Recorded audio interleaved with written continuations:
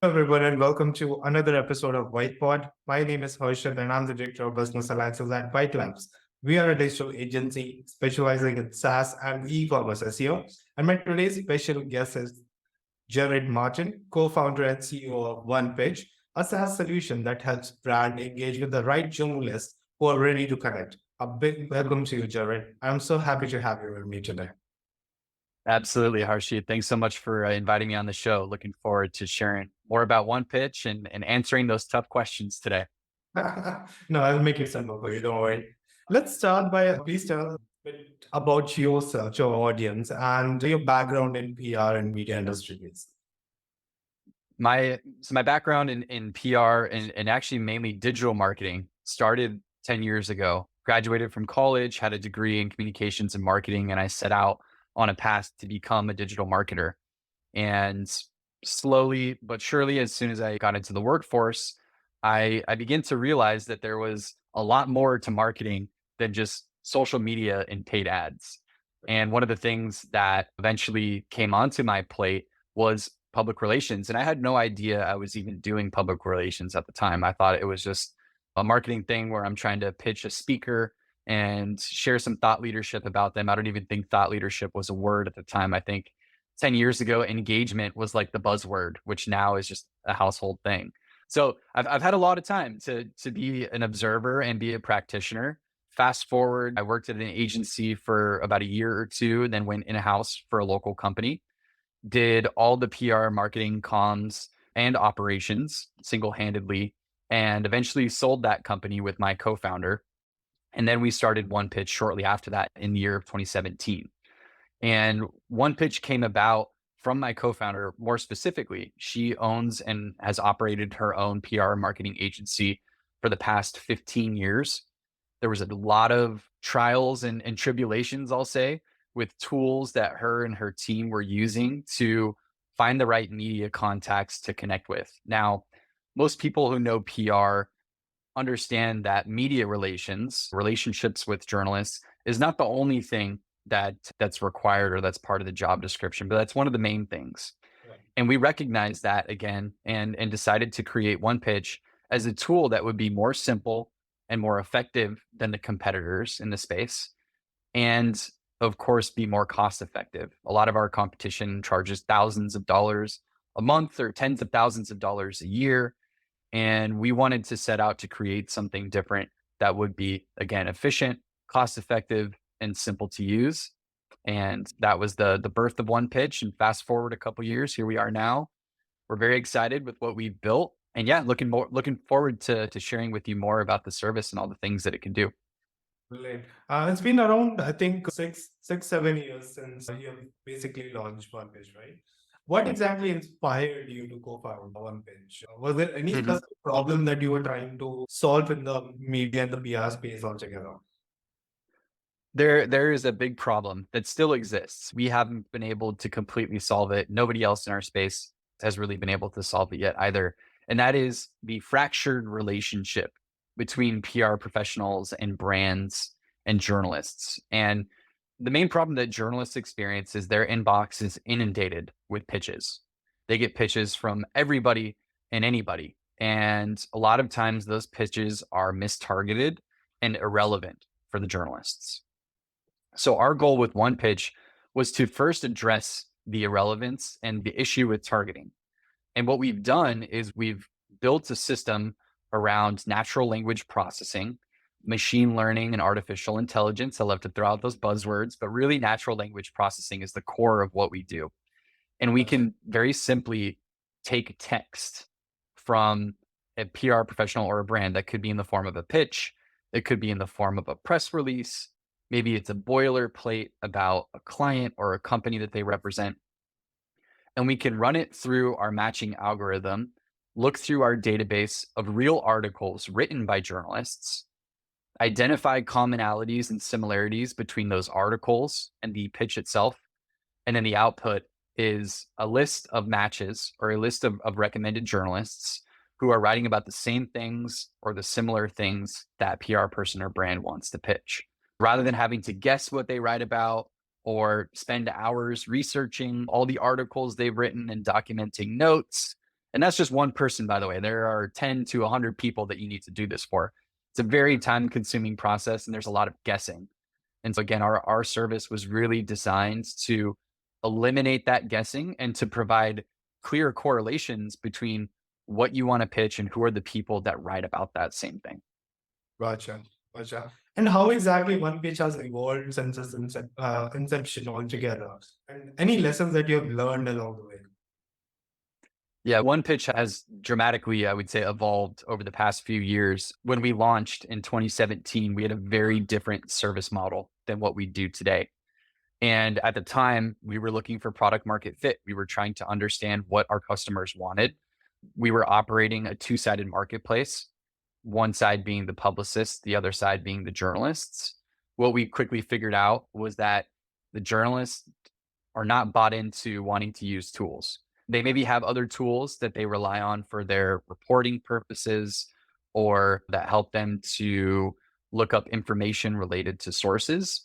But with OnePitch, it was a very tough market to crack into or to try to get buy-in from.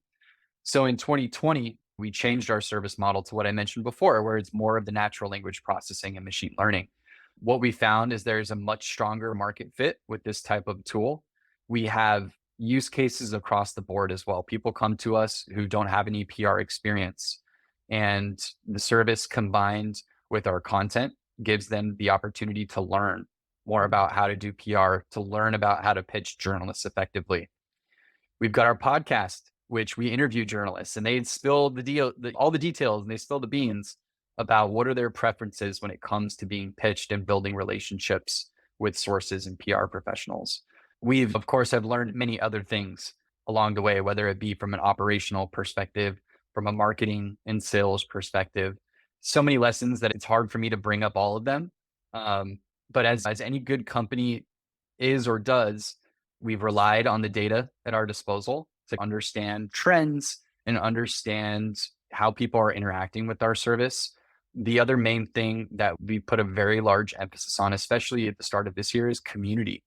We have a huge community of members, as we call them, or users, as most others would refer to them. And we go to them for feedback. We go to them for recommendations on the product roadmap. We're pulling them into the content that we're producing to get them the opportunity to share their insights with our readers and our viewers. And so that community component has been a huge benefit and advantage to us, specifically, again, from a product perspective. Not to mention, of course, they're like telling all their friends, hey, OnePitch is doing this cool thing. Come check it out. Most recently as well, we've launched in-person events. In-person events have been on the back burner with everything that occurred over the past couple of years, and now they're starting to come back. And so we're very excited to be hosting in-person events here in the States in most of the major markets, New York, San Francisco, LA. And our goal is to continue to put this emphasis on community, both with our in-person events, to again get feedback and glean insights about the product, which helps shape the roadmap and future iterations, and ultimately to give this community a place. Right now, we're not seeing really anybody else from a vendor perspective putting an emphasis on community. There are some organizations that do this, but they haven't really innovated much. And so we're at the forefront of being this kind of vehicle to help again bring people together, whether that be through the service, whether it be through our events or our content or our podcast and all the many things that we're doing. Brilliant. That's actually community marketing is something I just see a very small percentage of business like leverage this particular tactic. And I was always curious to learn a bit more because that front really helps. I've seen like some of the big enterprise clients doing it really of mine, to be honest. But yeah, are there any specific strategies that you can share around I know we're getting a bit off topic here, but I would love to learn from you. Any specific strategies or tips that you can share when it comes to community marketing? Yeah, one really interesting campaign that we ran earlier this year when we launched our paid subscription, we tapped into our community and we identified a very large group of micro influencers. Now, some of them fit the typical influencer mold. They have follower accounts and they've got good engagement on social and they have a presence that people are aware of. What we also tapped into were more of the what we would consider like internal influencers or influencer insiders. Yeah. Now, these were folks that are at agencies, whether they be small to medium size or even large size. And we worked with them to share about our launch, to share the new things we were doing from a product perspective. And we also wanted to get their buy in to help spread the word. And thankfully, we were able to get quite a number of people interested. The campaign ended up resulting in about 40 additional referrals for us outside of just the people that signed up who we contacted, thousands of impressions Right. on social platforms, hundreds of engagement points across those as well. But again, what it showed us is that the PR community, however vast and large it may seem, is really a tight knit group. And being the folks that are essentially in charge of the reputation of their clients, they understand very well what it means to have some sort of influence, but also to say, hey, look, here's something new. We think it's really cool. We think it's really effective, and we recommend you to try it. So that was a really big and successful campaign for us. And we know that there's plenty more we can do with this group. Like I said, in-person events is really the main thing we're doing. And to my point before, nobody's really focusing on those types of things right now. So we have a blank slate, an open canvas, so to speak, of being able to say, hey, we're going to host something in your community. We're trying to plan a little bit in advance so people have time to prepare for that. But for example, we're hosting an event in New York at the end of October. We started outreach about a week or two ago, and I think we have close to about 75 people who are already confirmed and want to attend. So for us, it's like, it's awesome to hear that. And again, we're very excited just to continue all these other things that we have planned for community next year, which I can't share just yet. They're still in the brainstorming and kind of discussion phases, but I think Yeah. we're realizing the importance of community. We're realizing they want to be involved. And so we're going to double down our efforts there starting next year. Gotcha. Can you please tell a bit more about the core USPs of the platform? I understand that NLP is one, and then journalist match again is one of the really cool features. Any other thing that sets you apart from the competition altogether? There are a couple of unique services that we have that others don't. Again, you mentioned the journalist matches. That's at the forefront of what we do. We do offer what's called a match score and an activity score.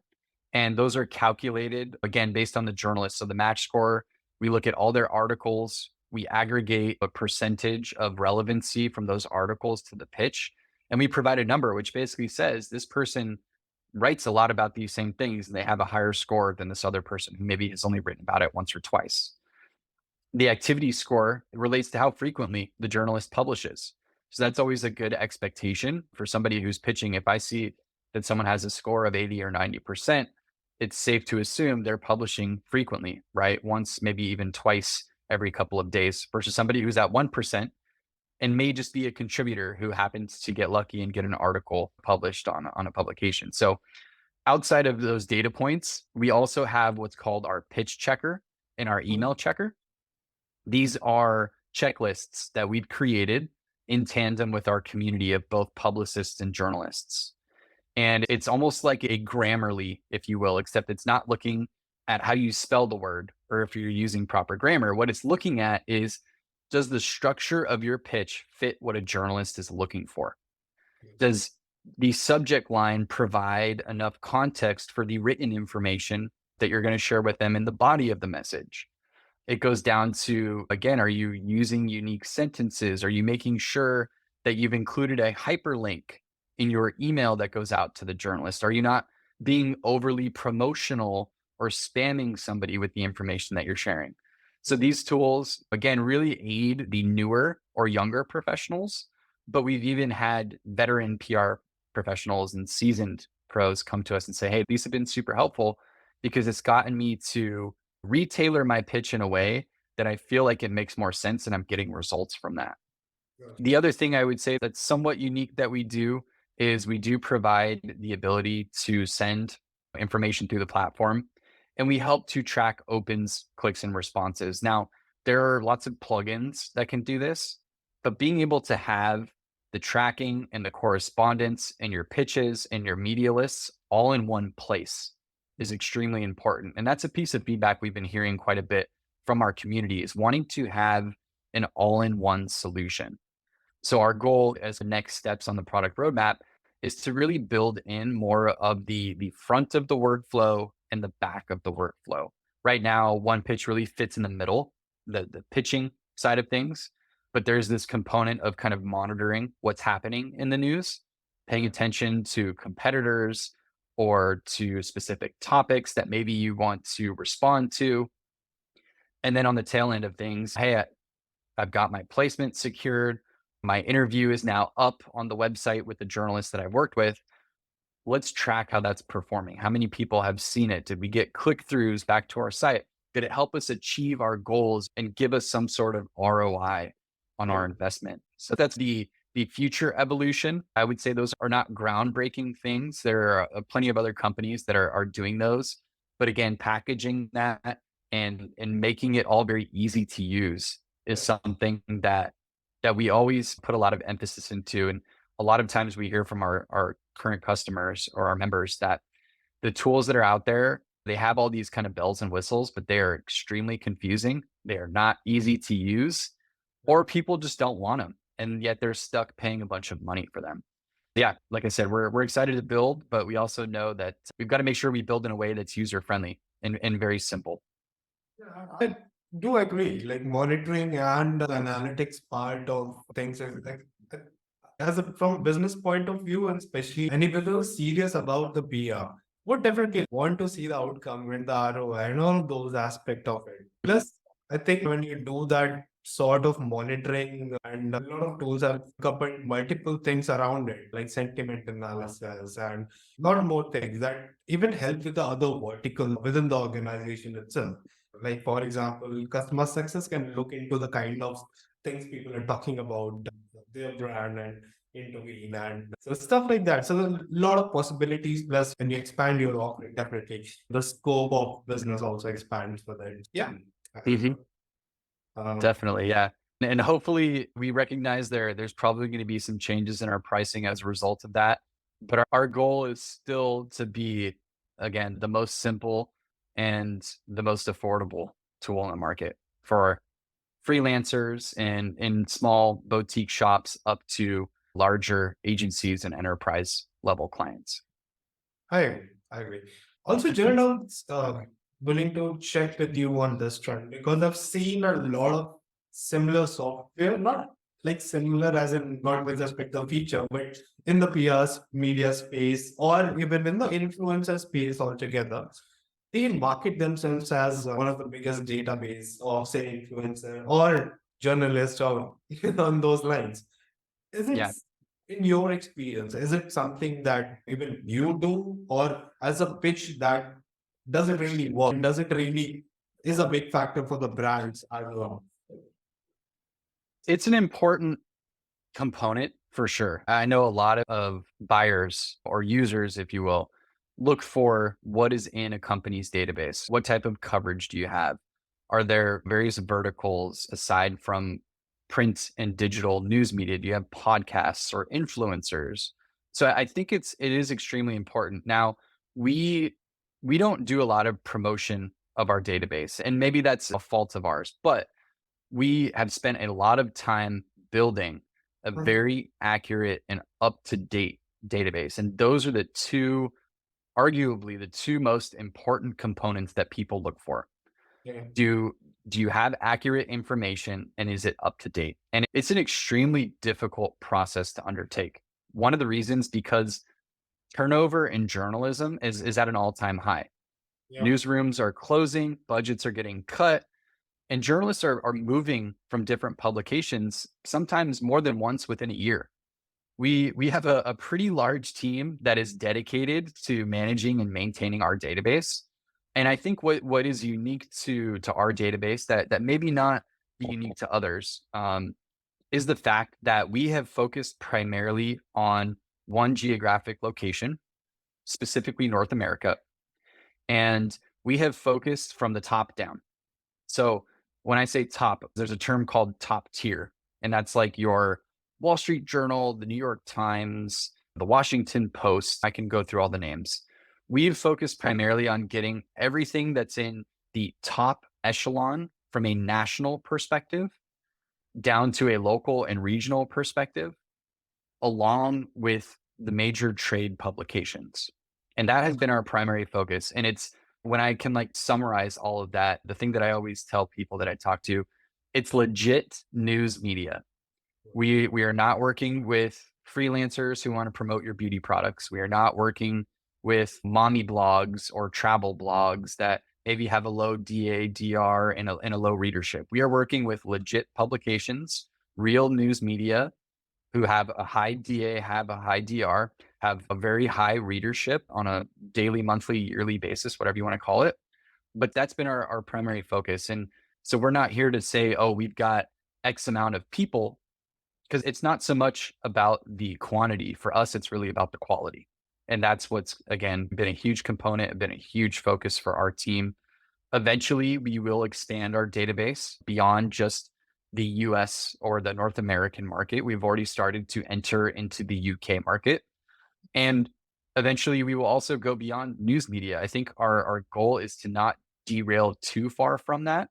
On our roadmap, we plan to incorporate more broadcast journalism and potentially podcasts. But I think that's probably where we're going to draw the line.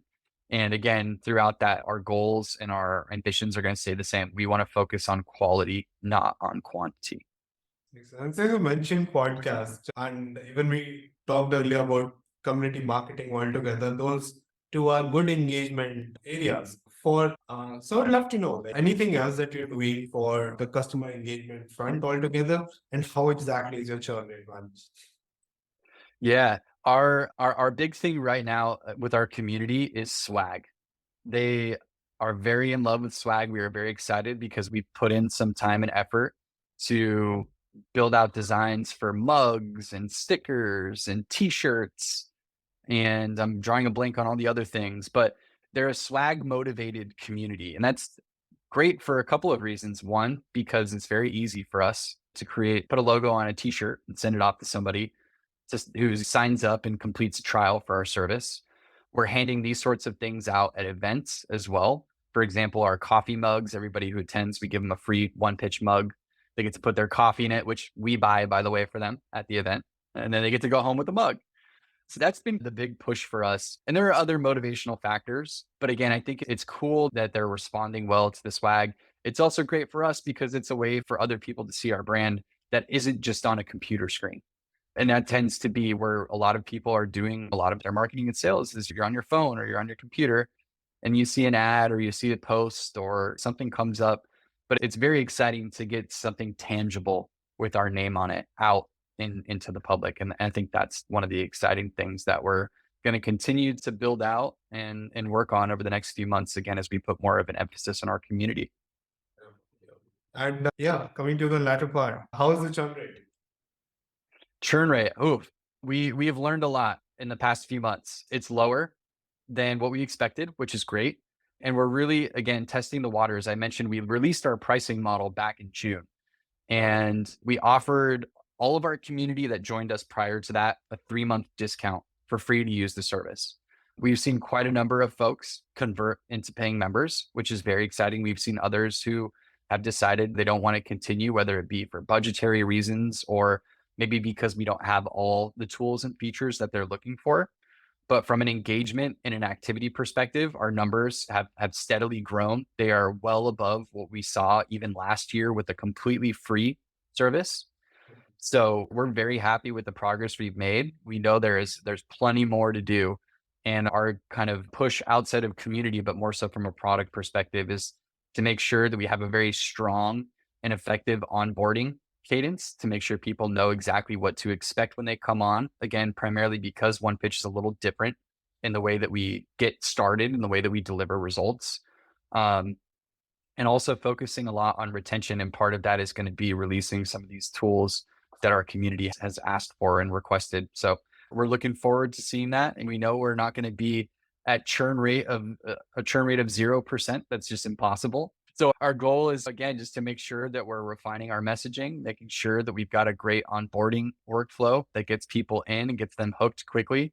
And obviously building in some of those features that make it sticky and want them to keep coming back time and time again.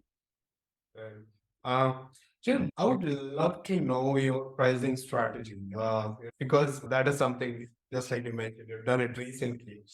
Now, Mhm. from this conversation, what I understood was that as a company, you focus more onto the quality, right? Just like we're discussing about the database, right?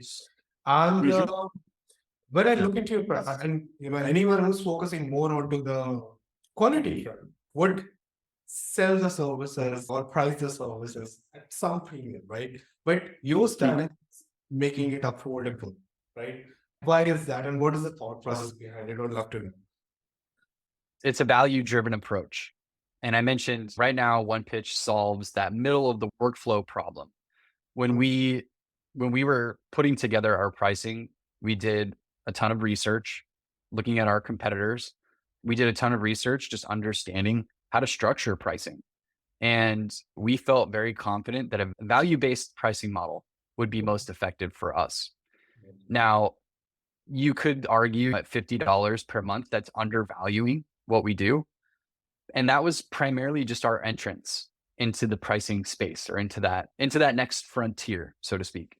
Our goal again is to provide something that's valuable to folks and to not have to charge an arm and a leg for it. We recognize that there's ample opportunity to bring that number up as we continue to add new features and tools, but we think it's very justifiable for what we offer right now. And it's showing because people are willing to pay for it. Some of them are willing to subscribe to an annual subscription and not just a monthly one. So they've bought into the long term and know the vision that we have.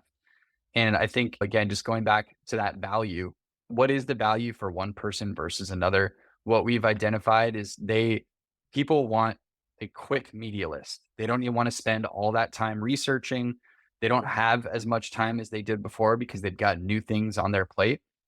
So for us, we tell people it's a coffee budget per month, basically $2 at less than $2 a day. You're going to spend more than that on coffee here in the States. For less than $2 a day, you have a tool that's going to give you quick results, that's going to provide you information that you're looking for. And again, we feel very confident at the price point we're at, and especially knowing that not many people in our space, competitor wise, are even close to that at this point.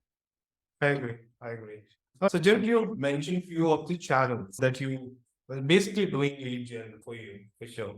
Would love to know on that front, what specific strategies, like apart from the community and the podcast and other things that you do, what is specific some of the strategies that are most money making when it comes to generating new leads and getting new business?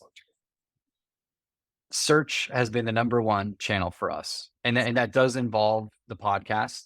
It also involves our blog content. And I mentioned before, a lot of our content does cater to learning how to pitch, learning about the preferences of journalists, learning from other professionals about examples that they've been able to implement and secure wins and successes through. And what we've seen as well is that's what a lot of people are looking for. They're looking for the answers to these common problems. We've spent a lot of time on the editorial side, just really building out a very solid structure and a solid campaign. There's timeliness to that. We know certain times of year are more popular for things than others. Like, for example, we're entering into the holidays. This is a big time for products and consumer. Business, not so much. Business tends to start at the beginning of the year with conference season and with the renewal of budgets and with kind of planning for what's ahead. So for us, search has been a huge vehicle. We spent a lot of time optimizing our content. We've made sure, of course, that our website was responsive to handle traffic from a computer versus a mobile device. And secondary to search, the main driver of conversions for us has been referrals as well. People who are sharing with their colleagues, sharing with their network, sharing in the groups that they're a part of. We do offer a contest every month for folks that share their code through their profile. We give away $100. We give out a discount, or we also give out a swag pack for people who are interested. We're trying to incentivize more of that word of mouth But it's one of those things that I think people always say at the end of the day, like the best form of advertising is Yeah. word of mouth. And again, putting that little bit of added emphasis on our community has truly shown and proven to us that those results translate into more of a virality and a networking effect, which ultimately brings, again, more people to OnePitch to learn about what we do. And then, of course, become a user after that. Gotcha. Gotcha. All right. I think we're coming to an end, and I would like to have a quick rapid fire with you. Are you ready for that? Let's do it. I'm ready. Okay. What was your last Google search? Oh, geez. I was looking up a coffee shop in New York. What has been your favorite age so far? 33. Yeah. 33. I'm 34. I got married last year. It was a lot of personal highs for me. Not so much on the professional side, but yeah, 33, the tray, as I call it, was a good year. Okay. All right. What's your hidden talent? Oh, wow. Recall. I have a very strong memory and I can recall things that most people look at me and give me the upside down smiley face. Like, how the heck did you do that? Yeah, that's great. What never fails to make you laugh? Oh my gosh. I laugh at a lot of things, honestly. It's hard to say one thing. Even right now I'm laughing because I'm a little bit nervous or uncomfortable, right? I think a lot of sort of things make me laugh. I like to find joy in anything that I'm experiencing or doing, and that ultimately results in a smile on my face. Okay. Thank you, Jered. Thank you so much for all the time, wisdom, and knowledge that you've shared in today's session. Really appreciate it. Thank you so much. No, absolutely. This was an awesome experience. Thank you for having me, Harshit, and looking forward to hopefully getting some good feedback and responses from the folks who are listening today. Thank you.